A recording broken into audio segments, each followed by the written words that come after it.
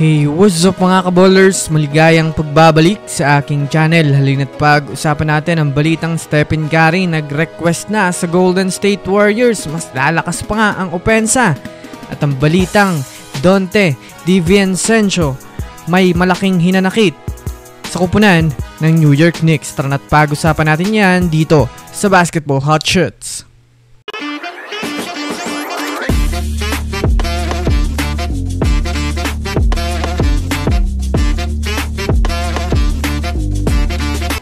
Una nga muna tayong dumako mga kaballers sa balitang may hinanakit nga daw si Donte DiVincenzo sa New York Knicks.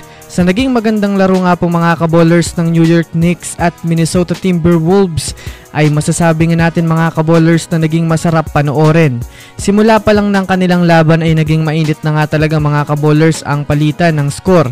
Ngunit sa kabila nga mga kaballers ng mainit na bakbakan nila kontra sa Knicks ay may nangyari nga pong hindi kaaya-aya matapos makipag-initan nga ang player ng Minnesota Timberwolves na si Donte DiVincenzo sa coaching staffs ng New York Knicks. Sinabihan nga po mga kaballers ni Donte DiVincenzo ang head coach ng Knicks na mahina magdiskarte. Bukod pa dyan nakipagsagutan rin naman nga siya mga kaballers sa ama ni Jalen Brunson na si Rick Brunson na halos magpang-abot nga ito. Sa reaksyon nga po mga kaballers ng mga fans ay mukhang malaki nga daw ang galit ni Donte DiVincenzo sa Knicks matapos i-trade siya ng nakaraan.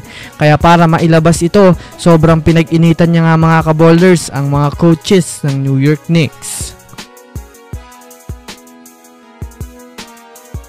Samantala, dumako naman tayo mga kaballers sa balitang may nirequest nga daw si Stephen Curry, mga kaballers sa kupunan ng Golden State Warriors. Sa ngayon nga po ay 4-0 na ang standings ng Warriors ngayon sa kanilang mga preseason games.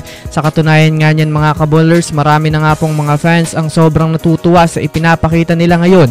Sa naging performance nga ng Warriors kanina, kahit walang mga superstar ay talagang pinasaya nito si Stephen Curry. Isa nga po mga kaballers na nagpabilib sa kanya ay ang bago nilang player na si Lindy Waters matapos magpaputok na naman mga kaballers ng mga catch and shoots 3 points.